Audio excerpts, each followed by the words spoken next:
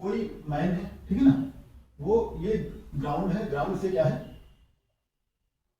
10 metre की height पे है, ठीक है ना, ग्राउंड से 10 मीटर की हाइट पर है, ठीक। अब यहां से मैन क्या कर रहा है, ये एक स्टोन को फेंक रहा है, क्या स्टोन को फेंक रहा है नीचे की तरफ 2 मीटर पर सेकंड, ठीक है ना, 2 मीटर पर सेकंड से फेंक रहा है नीचे। और कितने का है स्टोन, 0.5 kg मास का है।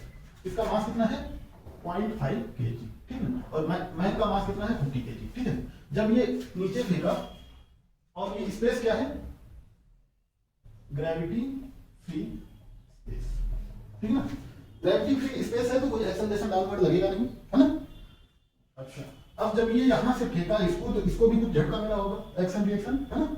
इसका rate of change of momentum क्या, फोर्स लगाएगा, है ना, इसका मोमेंटम चेंज करा रहा है, तो क्योंकि नीचे कुछ ग्रेविटी है नहीं, अपने भी कुछ खिसकेगा, है ना, तो अपने वाला इधर कुछ खिसका यहाँ से, तो अब ये क्या है, इतने से फेंका तो ये क्या है, यहाँ पे आके गिरेगा, ठीक है, फिर ये यहाँ पे कुछ जाएगा, जाके कुछ स्टेबल होगा यहाँ पे मैं, तो हमने माना कितना, ये इधर किसका x, ठीक, और ये कितना है 10 मीटर, ठीक, तो ये कहाँ आ गया, यहाँ पे, ठीक है, देखा यहाँ पे आ गया, तो ये क्या होगा, इक्विलिब्रियम पॉइंट होगा, ठीक है ना, मतलब सेंटर ऑफ मास का इक्विलिब्रियम पॉइंट होगा, ठीक है ना, ठीक है। तो x सेंटर ऑफ मास क्या होगा, ये पॉइंट होगा, x centre of mass is equal to 50 into x plus 0.5 into 10 upon total mass. Total mass कितना है 50 प्लस 0.5, ठीक है ना। अच्छा, अब देखो ये क्या है, x जिस पॉइंट पे है उसी पॉइंट पे सेंटर ऑफ मास है, सेंटर ऑफ मास मूव नहीं किया है, centre of mass has not moved, ठीक है ना। तो x सेंटर ऑफ मास जो होगा वो उसी पोजीशन पे है, हम 0 मान लेते हैं, 0 is equal to 50 into x plus 0.5 into 10, तो x क्या हो जाएगा -1/50, ठीक है, -1/50 क्या हो जाएगा 0.02, ये 5 हो जाएगा ना, तो x क्या हो गया 0.1, माइनस मतलब ये ऊपर गया है, ठीक है, ठीक। तो जब ये यहाँ पे टकराएगा तो ये कितना खिसका है 0.1 मीटर, है ना। तो ये क्या पूछा है क्वेश्चन में कि जब ये टकराया उस समय मैन ग्राउंड से कितने ऊपर था, तो मैन ग्राउंड से कितने ऊपर था, ग्राउंड कितना था 10, तो ये है प्लस 6, 10 प्लस 0.1 बराबर 10.1 मीटर, ठीक है ना। क्या बोला है, ratio of radii of gyration, किसका किसका है, disc and ring about tangential axis in the plane. In the plane बहुत जरूरी है, इंपॉर्टेंट, ठीक है ना। देखो ये क्या हो गया, डिस्क हो गया, है ना, ये क्या है डिस्क है, ठीक, ये क्या है रिंग है, ठीक, रिंग बीच में खोखला होता है, डिस्क क्या है लोहे की चादर मतलब भरी हुई, ठीक है ना, या थाली कह सकते हैं डिस्क, और रिंग क्या है अंगूठी या रिंग पहनने वाला या बैंगल कलमेट कुछ भी, है ना। तो देखो ये सेंटर इसका ये है, ये सेंटर इसका ये है, ठीक है ना। तो ये क्या है, इसका मोमेंट ऑफ इनर्शिया जो है एक सेंटर के अराउंड हमको पता है, सेंटर से, और एक क्या है डायमीटर से पता है, ठीक है ना। यहाँ पे किसकी बात कर रहा है, ठीक है, अगर सेंटर से पता है, एक तो ये हो सकता है कि ये क्या पूछा है, यहाँ से कोई पॉइंट है इससे सेंटर के पैरेलल, मतलब एक्सिस शिफ्टिंग का, है ना, ये ऐसे इसके अराउंड पता है, इसके अराउंड पूछा हो, है ना, लेकिन ऐसा नहीं है। ये क्या पूछा है, about tangential axis in the plane, मतलब इसी के प्लेन में, जिस प्लेन में ये स्थित है इसी के प्लेन की बात कर रहा है, तो मतलब वो डायमीटर के पैरेलल की बात कर रहा है, तो ना वो किसकी बात कर रहा है, डायमीटर के पैरेलल शिफ्टिंग हुई है, ठीक है ना, ठीक। इसका मतलब है शिफ्टिंग पैरेलल टू डायमीटर, ठीक है ना। अब ये इसमें देखो, इसमें भी ऐसे, रिंग में भी हमको पता है डायमीटर के अराउंड, इसको शिफ्ट कहाँ किया है, इस पे किया है, ठीक है ना। टेंजेंट पॉइंट पे किया है, टेंजेंट पॉइंट मतलब ये पॉइंट, ठीक। तो इसका मोमेंट ऑफ इनर्शिया क्या होगा, I disc about this Z dash मान लेते हैं, about Z dash equal to M R square by 4, इसके अराउंड डायमीटर के, plus M into A square, A मतलब आर स्क्वायर है, और इसका मोमेंट ऑफ इनर्शिया ये क्या होगा 5/4 एम आर स्क्वायर, ठीक। और आई रिंग क्या हो गया, about Z dash equal to M R square by 2 I diameter plus m are square 3/2 m are square, ठीक है। अब बताया था रेडियस ऑफ गाइरेशन क्या होती है। अगर इस डिस्क का रेडियस ऑफ गाइरेशन हमको निकालना है तो क्या हम करेंगे, इसको एम के स्क्वायर से इक्वेट करा देंगे, ठीक है ना। मतलब रेडियस ऑफ गाइरेशन का मतलब क्या है, अगर ये पूरा मास एक रिंग पर इक्वली डिस्ट्रीब्यूट कर दिया जाए और उसके सेंटर से, डायमीटर से नहीं, सेंटर से मोमेंट ऑफ इनर्शिया देखा जाए तो उस रिंग की रेडियस क्या होगी, ठीक है ना।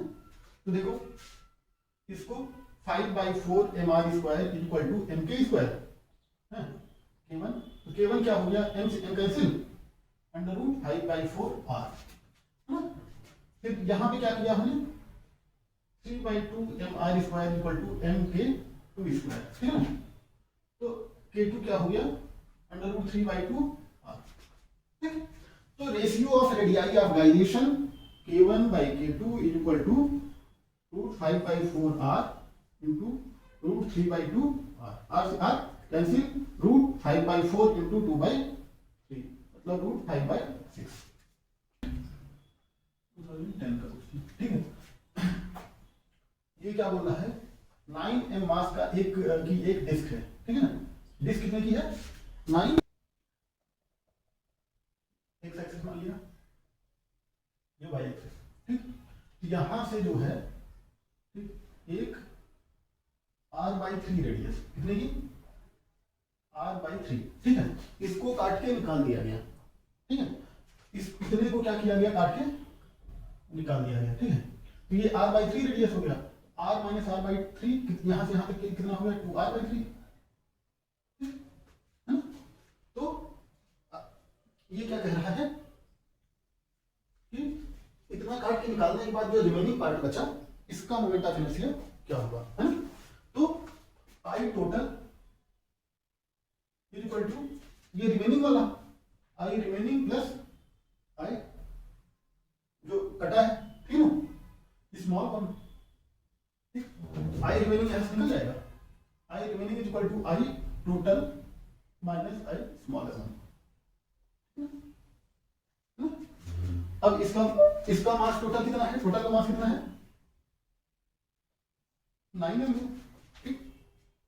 इसका मास कितना होगा, इक्वली मास डिस्ट्रीब्यूट है, इसका टोटल मास 9m है, इसका मास कितना होगा,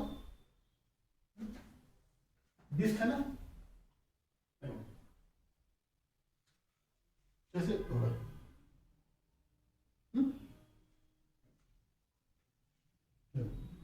इसको करने से पहले 3 चीज नोट डाउन कर लो। जैसे रॉड है जिसमें क्या है, सिर्फ लेंथ है, क्या है, लेंथ, ठीक ना।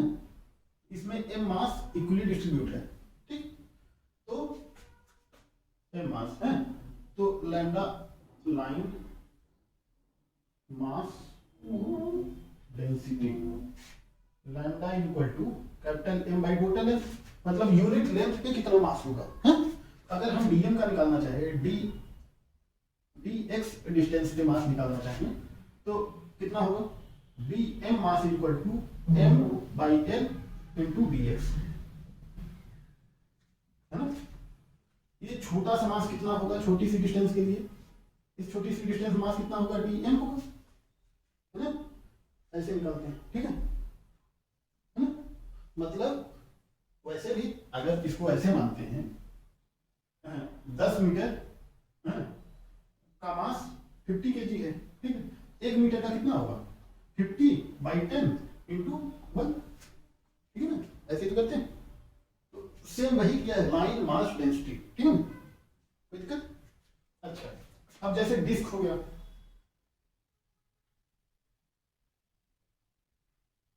ठीक है, इसमें क्या है, टोटल एरिया का मास कितना है, कैपिटल एम। तो सर इसमें क्या हो गया, एरिया हो गया, हाँ? तो ये क्या है, सरफेस मास डेंसिटी, ठीक है ना, मास किसमें है, एरिया में पूरा डिस्ट्रीब्यूट है ना, ठीक है ना। तो इसको सरफेस मास डेंसिटी को अभी रो लिख देते हैं, ठीक है, आगे चल के और काम देगा, ठीक, रो ना। जब इलेक्ट्रोस्टैटिक्स पढ़ाएंगे सरफेस चार्ज डेंसिटी हो जाएगा, surface mass surface charge density हो जाएगा, वॉल्यूम चार्ज डेंसिटी हो जाएगा, हाँ? इसलिए अभी देखो, तो देखो ये क्या हो गया, ठीक है। अच्छा, तो यूनिट एरिया पे मास कितना हो जाएगा, m by pi are square, ठीक है ना। तो इतने एरिया पे अगर हमको मास निकालना है, छोटे से एरिया पे,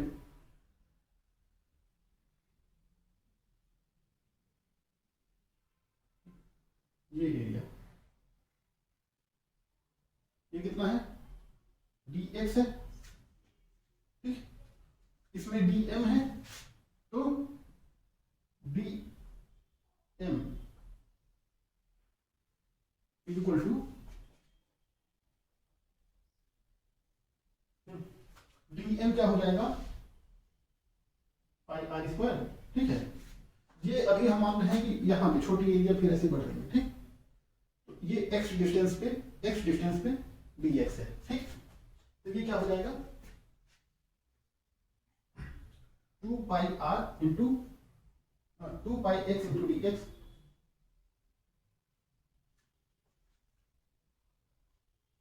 ठीक है, 2 पाई एक्स इंटू, ठीक है, एक्स डिस्टेंस में देखो सर्किल है ना, इसकी सर्कमफेरेंस इंटू ये डिस्टेंस, ठीक है ना, इस सर्किल हो जाएगा, सर्किल का सर्कमफेरेंस इंटू डीएक्स, ठीक है ना, ठीक। अच्छा, अब देखो स्फीयर है, ये क्या है, डिस्क है, रॉड है, स्फीयर है, ठीक, स्फीयर ऐसे गोला सा होता है, ठीक है ना, स्फीयर गोला सा होता है, ठीक, ऐसे कुछ, ठीक है ना, ठीक, पूरा भरा होता है स्फीयर, ठीक। इसमें क्या होगा, वॉल्यूम होगा, इसमें सरफेस होगा, मतलब एरिया होगा, इसमें भी एरिया होगा, लेकिन वॉल्यूम से डील करेंगे, ठीक है ना, क्योंकि मास पूरा वॉल्यूम में भरा हुआ है ना, पूरे आयतन में अंदर भी भरा हुआ है, ठीक, ये तो सिर्फ चद्दर थी, है? तो इसमें क्या होगा, वॉल्यूम मास डेंसिटी, इसको अगर डेल्टा कहें, m बाई इसका वॉल्यूम क्या होता है, स्फीयर का वॉल्यूम,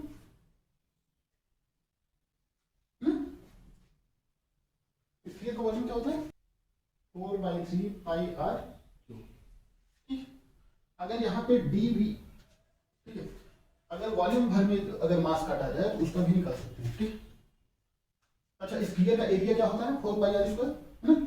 तो अगर x डिस्टेंस पे ऐसा कुछ स्फीयर कटा जाए, ऐसा कुछ, ठीक है, x डिस्टेंस पे, तो dm जो हो जाएगा m/4/3 pi r cube into area pi r, pi x square, है ना, sorry 4 pi x square into dx, ये भी वॉल्यूम एरिया इंटू वॉल्यूम हो गया, है ना। इतना अलग लिखो, मास निकालना है, ठीक है ना, इसका मास निकालना है, क्या करेंगे, पहले ये डिस्क है, सरफेस चार्ज मास डेंसिटी कर लेंगे, उसके बाद इसके एरिया से मल्टीप्लाई कर देंगे, है ना। तो इसका सरफेस मास डेंसिटी, है ना, क्या था, rho is equal to 9m by pi are square, है ना। तो मास ऑफ स्मॉल डिस्क, है ना, हमने माना छोटा है, तो रो सरफेस मास डेंसिटी इनटू इसकी एरिया क्या होता है, छोटे की area pi r/3 whole square, ठीक, पाई से पाई कैंसिल, तो 9m by r square into r square by 9, r square cancel m, है ना, m is equal to capital M, ठीक, मिल गया, ठीक। अच्छा, अब मोमेंट ऑफ इनर्शिया इसका निकालने की भी घटाना ना इसको, ठीक। आई टोटल का तो पता है, टोटल का ये किसके अराउंड लेना है, डायमीटर के या किसके, एक minute, axis perpendicular to the plane of the disc and passing through centre, मतलब मोमेंट ऑफ इनर्शिया क्या है, एम आई अबाउट एक्सिस क्या है, perpendicular to the plane and through centre, ठीक।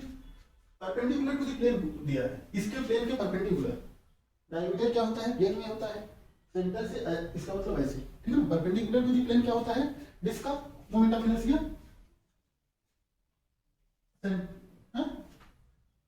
Perpendicular to the plane 1/2 m, m मतलब 9 r square, मतलब 9/2 m r square, ठीक है।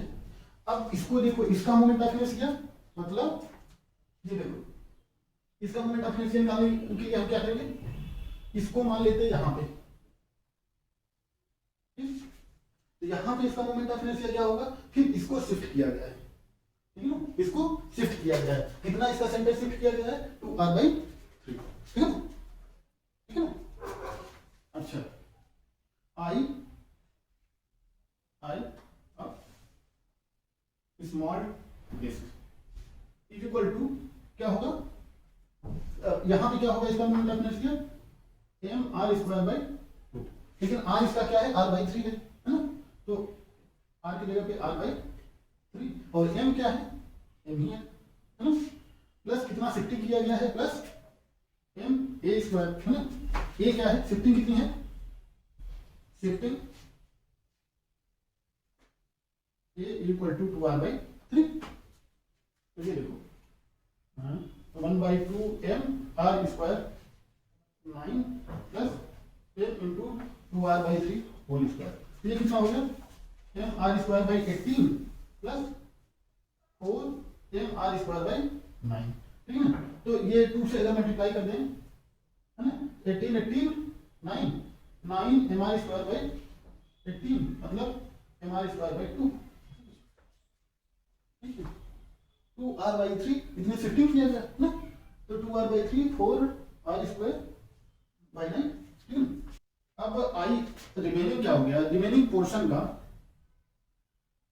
रिमेनिंग पोर्शन का moment of inertia equal to I total, I total मतलब कितना हो गया, 9/2 m r square minus 1/2 m r square, minus करेंगे तो 9/2 है ना, 8/2 m r square, 8/2 m r square मतलब 4 m r स्क्वायर।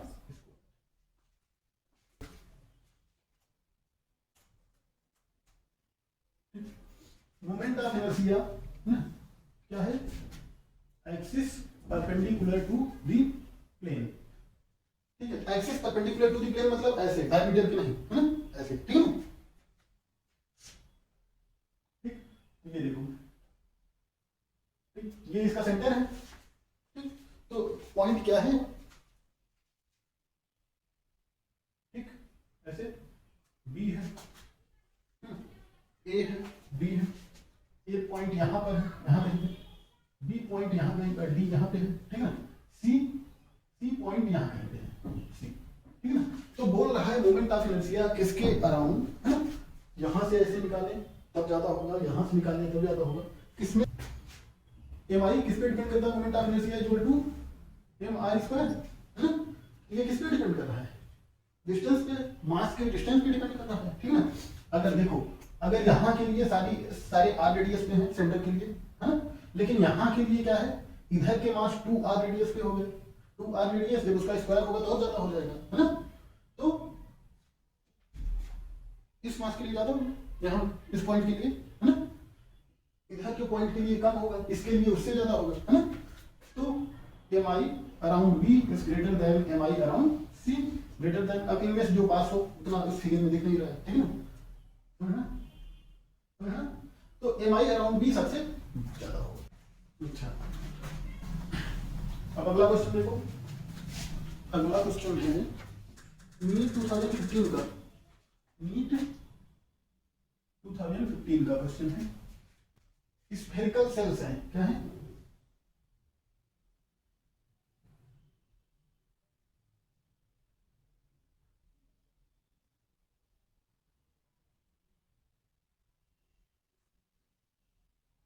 ठीक है, सबकी radius direct S x dash axis है, इसके अराउंड मोमेंट ऑफ इनर्शिया बताना है। ठीक है, ठीक है।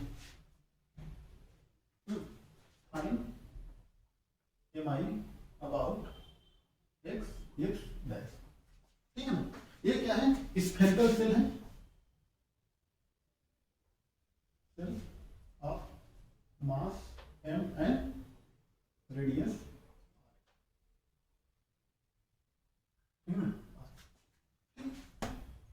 एम आई इस फिगर का क्या बताया था? 2/5 mr²। लेकिन स्फेरिकल सेल का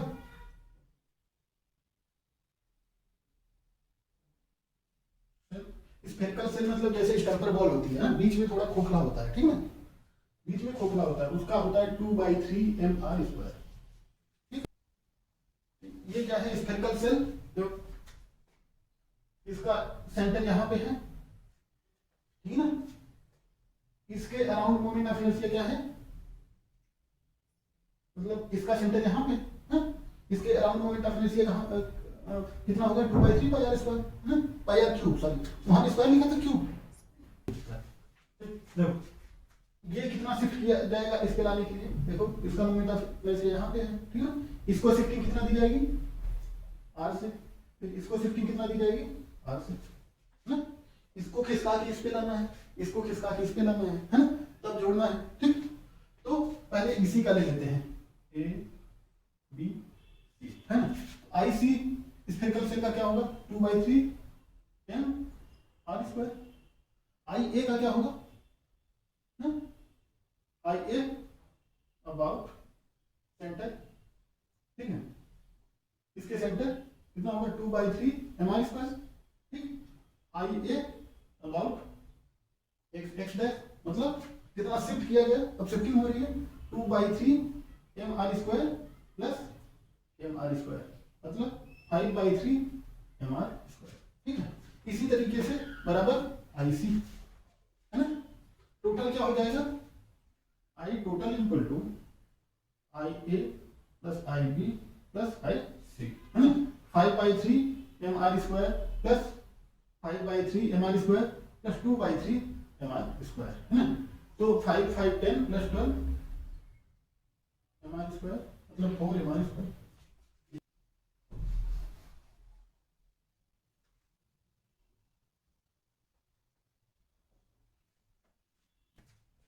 नीट 2016, है ना।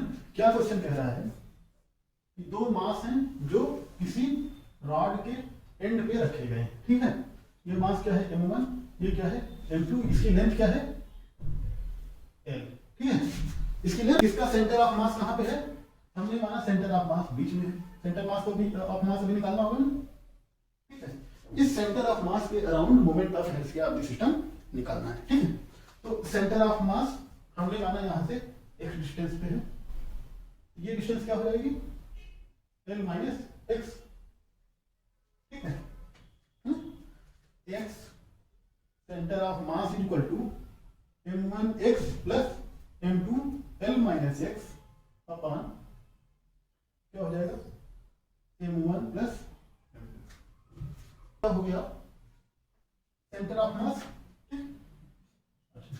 यहाँ पे क्या माने हैं? ओरिजिन माने हैं, ठीक है। यहाँ से x डिस्टेंस पे सेंटर ऑफ मास है, तो ये दूसरा कितने पे है? l माइनस एक्स डिस्टेंस पे, है ना, ठीक है। तो x सेंटर ऑफ मास, ठीक है, x सेंटर ऑफ मास क्या हो जाएगा? m2, है ना, इंटू l, नहीं ऐसे लिखते हैं, m1 into 0 plus m2 into l upon m1 plus m2। कोई दिक्कत? मतलब x क्या हो गया? m2 upon m1 plus m2 into l, ये डिस्टेंस, ठीक। और क्या है?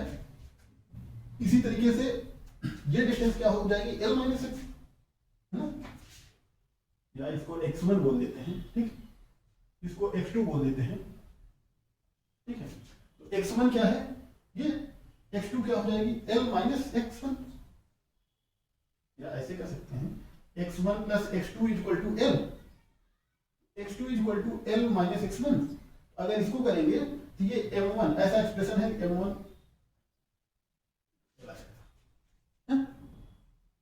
ठीक है। अब mi moment of inertia of system about centre of मास, है ना, तो आई टोटल क्या हो जाएगा, आई इक्वल टू इसका m1 x1 whole square plus m2 x2 whole square, तो m1 इंटू ये क्या हो जाएगा x1 m2 square upon m1 plus m2 whole square, है ना, into l square plus m2 into m1 upon m1 plus m2 का whole square into l square, ठीक है ना। m1 m2 को बाहर ले लें अगर सब में से, m1 प्लस m2 का होल स्क्वायर, ये क्या हो जाएगा m2 यहाँ से m1 हो जाएगा इंटू l स्क्वायर बाहर हो जाएगा, ये किससे कैंसिल हुआ, इससे, ये क्या हो जाएगा total m1 m2 upon m1 plus m2 to l, 1991 किसका है, एंगुलर मोमेंटम बताना है इस question.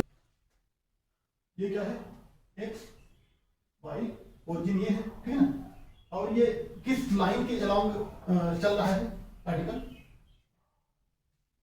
y equal to x plus 4, y equal to x plus 4 अगर लाइन बनाए तो ये देखो y equal to x line बनाए थे, जानते हैं y equal to x line ऐसे पास होगी, इसमें चार्ज जोड़ेंगे, है ना, चार्ज जोड़ेंगे मतलब जीरो वाला चार्ज में चला जाएगा, है ना, ये देखो y equal to x plus 4, है ना, पार्टिकल इस पे मूव कर रहा है, क्या है पार्टिकल, पार्टिकल है, ठीक है ना, ऐसे मूव कर रहा है, ठीक, उसकी वेलोसिटी क्या है v इक्वल टू 2√2 मीटर पर सेकंड, ठीक है, नहीं 3√2 5 3√2 सेकंड, और पार्टिकल का मास कितना है 5, m इक्वल टू 5, ठीक है, m इक्वल टू मास क्या है 5, ठीक है ना, ठीक है, इस लाइन के लंब चल रहा है, ठीक है। अब क्या बताना है, angular momentum of particle about origin, ठीक है, अबाउट ओरिजिन दिस पॉइंट के लॉन्ग बताना है, ठीक है। तो देखो क्या हो गया, एंगुलर मोमेंटम क्या होता है, vector L equal to vector R cross P, है ना, अच्छा ठीक है,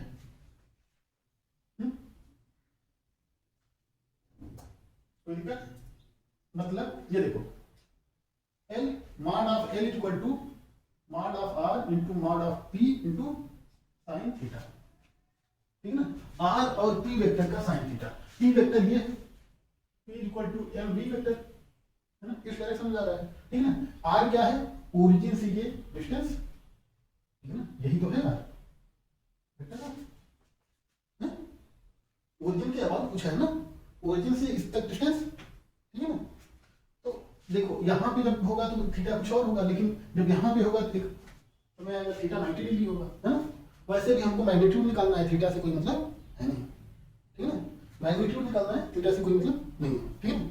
अच्छा अब देखो ये कितनी डिस्टेंस है 4, है ना, अच्छा ऐसे में बताया तो y इक्वल टू एक्स में ये एंगल जो झुकाव होता है 45 डिग्री होता है, बता ना, y equal to x line में ये बीच से जाती है ना, 90 डिग्री है ना, 45 डिग्री होता है, ठीक है ना, ये 45 डिग्री, ये 90 डिग्री, तो ये भी 45 डिग्री होगा,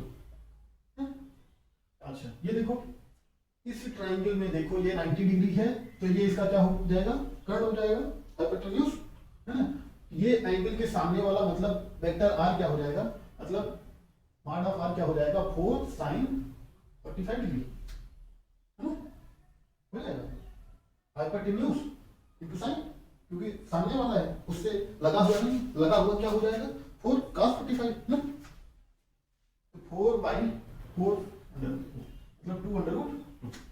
ठीक, तो अब ये क्या हो जाएगा angular momentum 2 under root 2 into m 5 into v कितना है 3 अंडर रूट 2। ठीक है ना, तो 15 30 इंटू 2 बराबर 60। NCERT क्वेश्चन 7.8 ना, एक्सरसाइज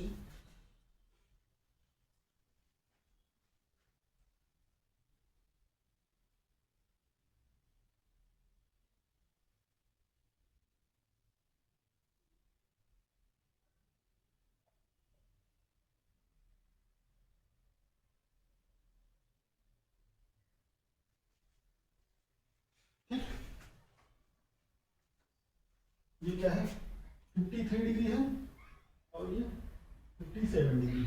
ठीक है, एक रॉड ऐसे रखें, ये क्या है 2 मीटर है ना, और क्या बोला है यहां से d डिस्टेंस पे क्या है centre of gravity. Centre of gravity क्या होती है, सेंटर ऑफ मास क्या होता है जहां पे मासेस इक्वली डिस्ट्रीब्यूट हो है। सेंटर ऑफ ग्रेविटी क्या होती है वो पॉइंट जहां पे वेट जीरो, मास और वेट है ना, सेंटर ऑफ ग्रेविटी। ठीक, और इस रॉड का वेट कितना है W है ना, हमने माना सेंटर ऑफ ग्रेविटी है। ठीक, ठीक है, सेंटर ऑफ मास पे पूरा मतलब वेटेड एवरेज ऑफ मासेस, और सेंटर ऑफ ग्रेविटी क्या होती है वेटेड एवरेज ऑफ वेट्स। ठीक है ना, अच्छा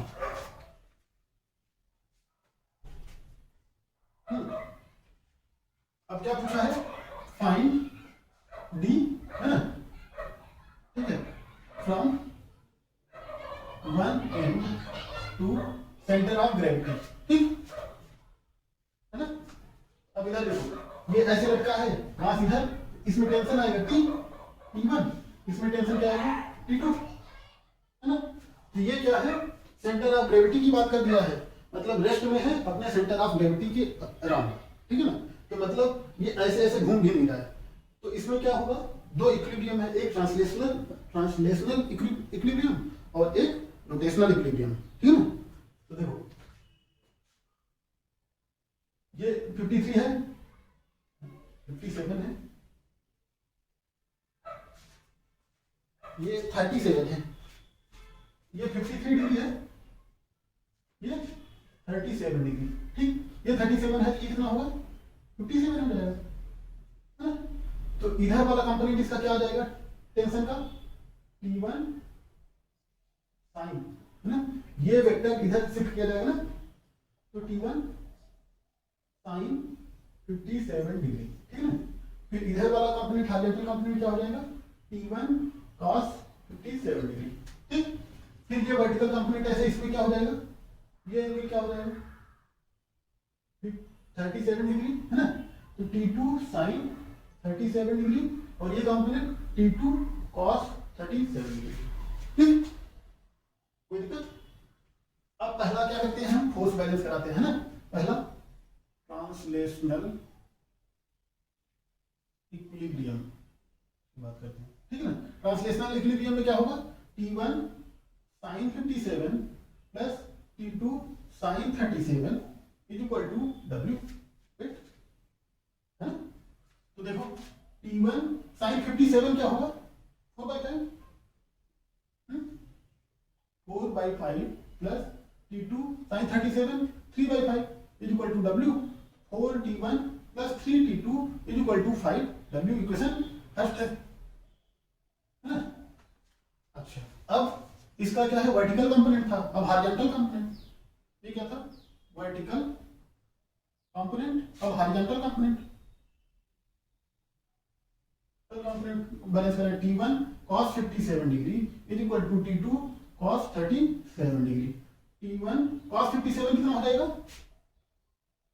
3/5 57 डिग्री 4 3 5 में cos 57 3/5 T2 cos 37 4/5 5 से 5 कैंसिल, मतलब क्या हो गया 3t1 minus 4t2 equal to 0। Equation second. अब इन इक्वेशन को सॉल्व करेंगे तो t1 t2 की वैल्यू आ जाएगी। करते हैं। इस इक्वेशन में जैसे इसमें 4 से मल्टीप्लाई करें, इसमें 3 से मल्टीप्लाई करें तो कितना हो जाएगा 16t1 plus 12t2 equal to 20w। Equation third. फिर ये क्या हो जाएगा 3 से मल्टीप्लाई करने में क्या हो जाएगा 9t1 minus 12t2 equal to 0। Equation fourth. ठीक है, ये कट गया तो 16 9 25 t1 इक्वल टू 20w। तो यहाँ पे t1 इक्वल टू क्या हो जाएगा 20/25w। t1 equal to 4/5w। t1 4/5 हो गया तो t2 क्या हो जाएगा इस इक्वेशन से 4t2 इक्वल टू 3t1, मतलब 3 इंटू 4/5। ठीक है ना, 4 से 4 कैंसिल तो t2 इक्वल टू 3/5। कोई दिक्कत?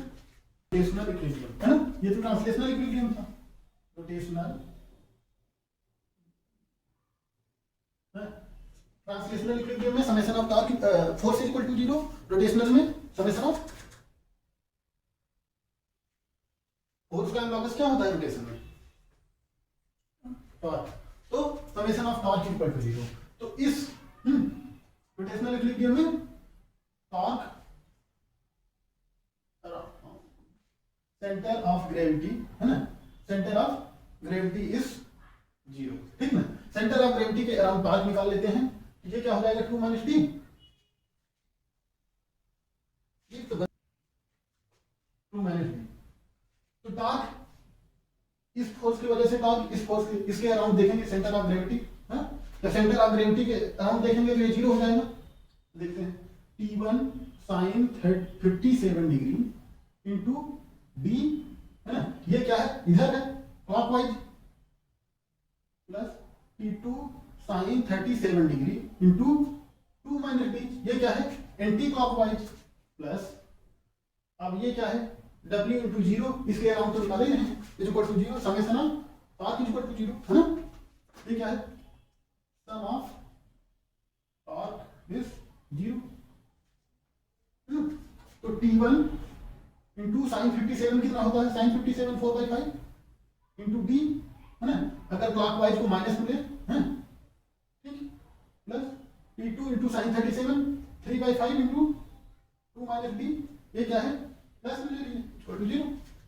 ठीक है ना, तो t1 into 4/5b equal to t2 3/5 2 minus d।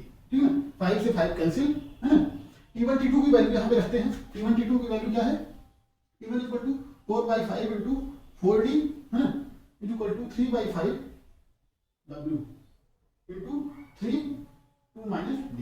ठीक है, w से w कैंसिल, 5 से 5 कैंसिल, 16d इक्वल टू कितना 9 2 माइनस d, तो 16d plus 9d equal to 18। अब देखो 25b equal to 18, b equal to 18/25। अगर इसको करेंगे तो कितना आ जाएगा पॉइंट, ये 180 हो जाएगा। 180 कितना होता है 25 चौका 100 7, उसके बाद 25 9 50 0.72 मीटर, यहाँ से 0.72। ये वाला फोर्स क्यों दिया गया क्योंकि torque equal to vector r cross vector f है ना। इस वाले के लिए वेक्टर r और ये एक डायरेक्शन में हो जाएंगे है ना, ये क्या हो जाएगा r f sin थीटा है ना।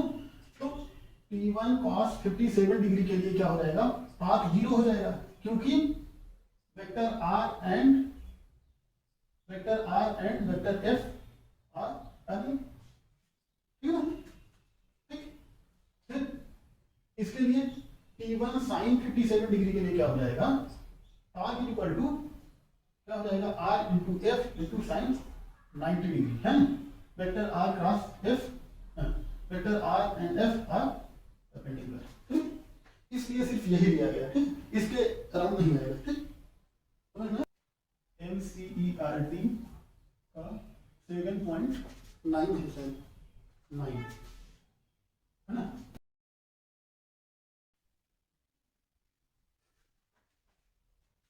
ठीक, बेटा अब देखो,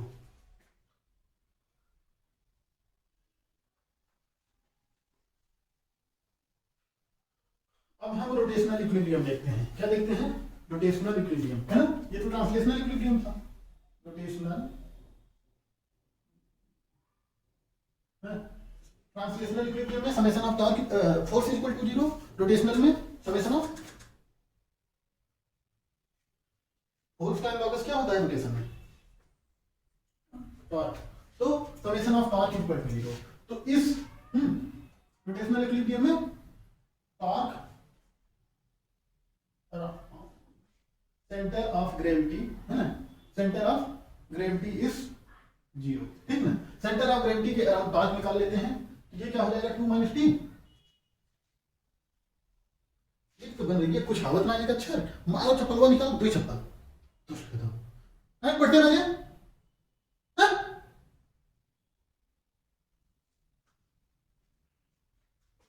2 माइनस टी। तो टॉर्क इस फोर्स की वजह से, टॉर्क इस फोर्स के, इसके अराउंड देखेंगे सेंटर ऑफ ग्रेविटी, हाँ, जब सेंटर ऑफ ग्रेविटी के अराउंड देखेंगे तो ये 0 हो जाएगा।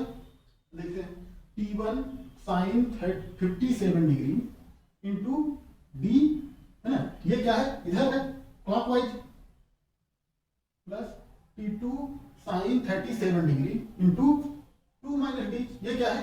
एंटी क्लॉकवाइज, प्लस अब ये क्या है? W इंटू 0, इसके अराउंड तो निकाले हैं, is equal to 0, summation of torque is equal to 0, है ना? ये क्या है? Sum of torque is 0। तो T1 इंटू साइन 57 कितना होता है? साइन 57 4/5 इंटू डी, है ना, अगर क्लॉकवाइज को माइनस मिले, है ठीक, plus T2 into sine 37 3/5 into 2 minus D, ये क्या है? प्लस मिले रही है, इक्वल टू 0, ठीक है ना? तो T1 into 4/5d is equal to T2 3/5 2 minus D, ठीक है ना? 5 से 5 कैंसिल, है ना? T1 T2 की वैल्यू यहाँ पे रखते हैं। T1 T2 की वैल्यू क्या है? T1 equal to 4/5 into 4d, है ना, is equal to 3/5 w into 3 2 minus D, ठीक है? W से W कैंसिल, 5 से 5 cancel, 16d is equal to कितना? 9 2 माइनस डी, तो 16d plus 9d is equal to 18। अब देखो 25b is equal to 18, b is equal to 18/25। अगर इसको करेंगे तो कितना आ जाएगा? पॉइंट, ये 180 हो जाएगा। 180 कितना होता है? 25 चौका 100, 7, उसके बाद 25 दूना 50, 0.72 मीटर, यहां से 0.7। यहां पे यही वाला फोर्स क्यों लिया गया? ये वाला फोर्स क्यों लिया गया? क्योंकि torque equal to vector r cross vector f, है ना? इस वाले के लिए वेक्टर r और ये एक डायरेक्शन में हो जाएंगे, है ना? ये क्या हो जाएगा? r f sin थीटा, है ना? तो T1 cos 57 डिग्री के लिए क्या हो जाएगा? टॉर्क 0 हो जाएगा, क्योंकि vector r and vector f are parallel, ठीक है? ठीक, फिर इसके लिए T1 sin 57 डिग्री के लिए क्या हो जाएगा? टॉर्क इक्वल टू क्या हो जाएगा? r into F into sine 90 degree, है ना? Vector r cross f, vector r and f are perpendicular, ठीक? इसलिए सिर्फ यही लिया गया, ठीक? इसके अराउंड नहीं आएगा, ठीक? ये देखो इधर एक कार है, ठीक है ना? कार देखो ऐसे बना है इसका पहिया, ठीक? कार में ये पिछला पहिया है, ये अगला पहिया हो गया, ठीक? ऐसे, ठीक है? फिर ये लोग ऐसे आपस में जुड़े होते हैं, ठीक? ऐसे जुड़े होते हैं, है ना? ऐसे जुड़े होते हैं, ऊपर का नहीं बना रहा हूं, ठीक है? अब ये कहां पे है?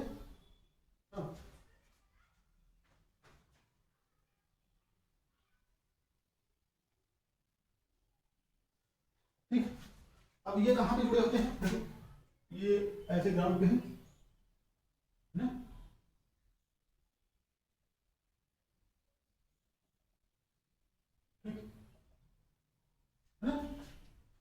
कोई दिक्कत? अब देखो ये क्या है, ये फ्रंट हम मान लेते हैं, क्या है फ्रंट, ये बैक, ठीक।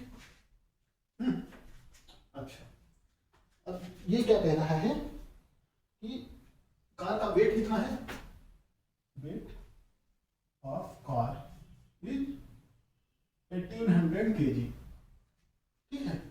अब इसके एक्सल, दोनों एक्सल के बीच की डिस्टेंस कितनी है, 1.8 मीटर, ठीक है। फिर इसकी सेंटर ऑफ ग्रेविटी कहाँ लाई कर रही है, आगे से 1.05 मीटर पे, मतलब फ्रंट से 1.05 मीटर पे इसकी क्या लाई कर रही है, सेंटर ऑफ ग्रेविटी, ठीक है। सेंटर ऑफ ग्रेविटी के अराउंड क्या होता है, सारे वेट जीरो होते हैं, है ना। अच्छा, मतलब सेंटर ऑफ ग्रेविटी के अराउंड टॉर्क जीरो होता है, ठीक है ना। सेंटर ऑफ ग्रेविटी के अराउंड क्या होता है, टॉर्क जीरो होता है,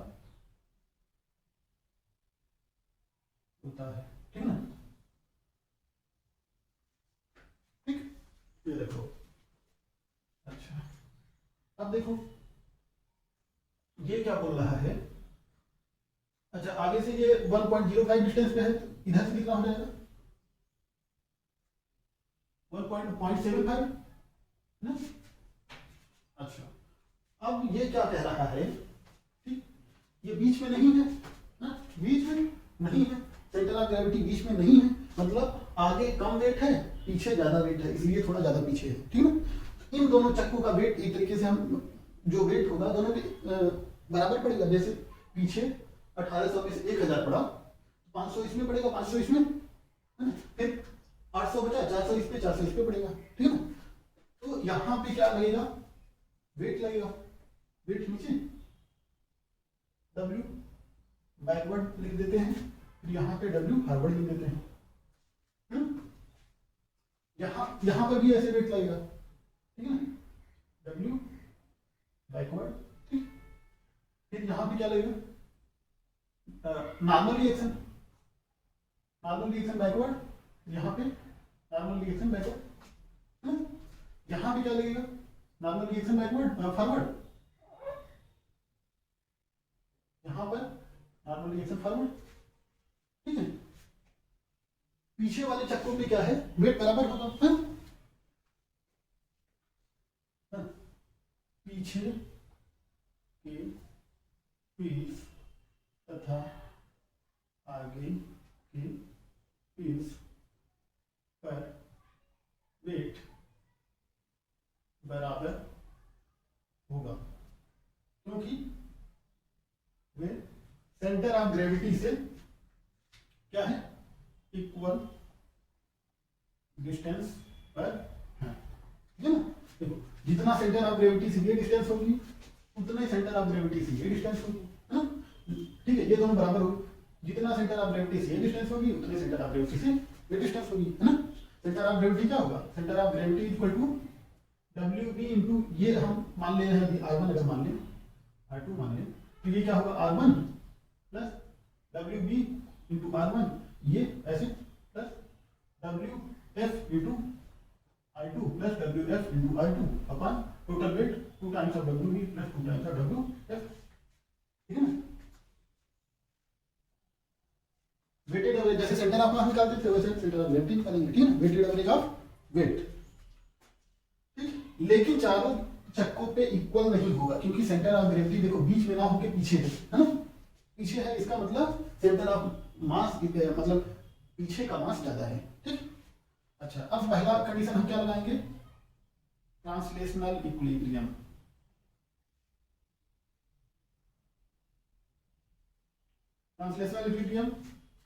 ठीक है, में फोर्स इक्विलिब्रियम देखो, ठीक।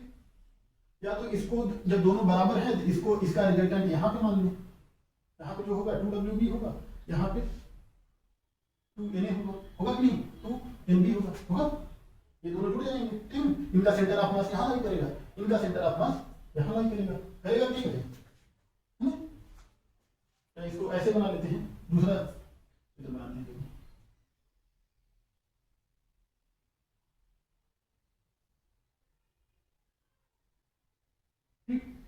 ये क्या है 2WB, ये 2MB, यहाँ क्या है 2WF 2NF।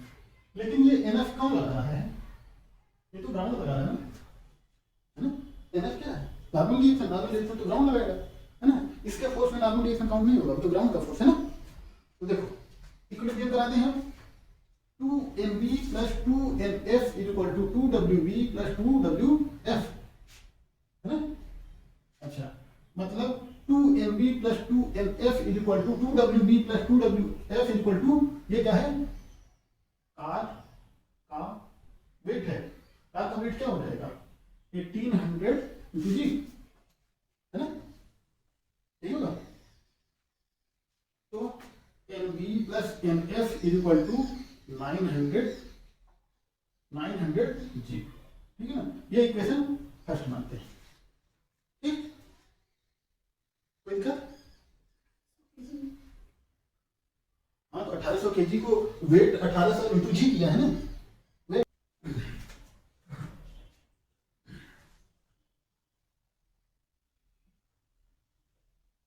अब देखो सेंटर ऑफ ग्रेविटी यहाँ पे है जी है ना, रोटेशनल इक्विलिब्रियम लगाएंगे सेंटर ऑफ ग्रेविटी के अराउंड, तो क्या मिलेगा हमको, अब रोटेशनल इक्विलिब्रियम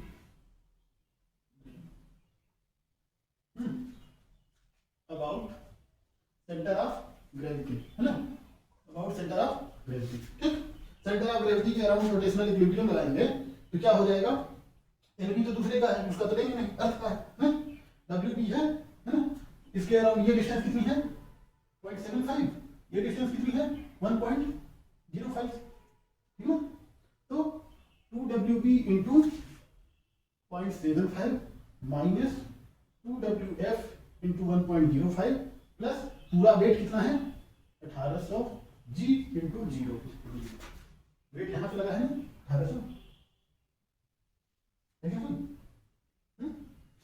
अच्छा मतलब ये 0 हो गया, तो WB into 75 equal to WF into 105 है ना, WB इक्वल टू क्या हो गया 105 अपॉन 75 इंटू WF, ठीक।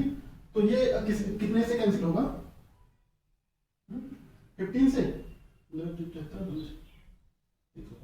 WB इक्वल टू 7/5 WF, ठीक। या इसको ऐसे कर देते हैं, ठीक है। और यहाँ पे क्या हमने देखा था 2WB plus 2WF equal to 1800 जी, पता था हमको है ना।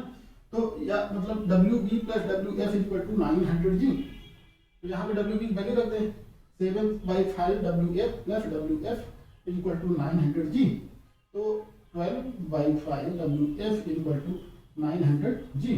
अब देखो WF equal to 900 into 5/12 g, 72 84 12 पंजे 60 इंटू 5 जी, मतलब 5 35 35 37 जी है। WF इक्वल टू 3350 न्यूटन, जी की वैल्यू 10 रखिए। अच्छा WF इतना हो गया, तो अब WB कितना हो जाएगा, WB equal to 375 g into 7/5, 5 से 5 कटा ये 75 हो गया, WB इक्वल टू 75 इंटू 7 कितना हो गया 7 35 7 52 इंटू 0,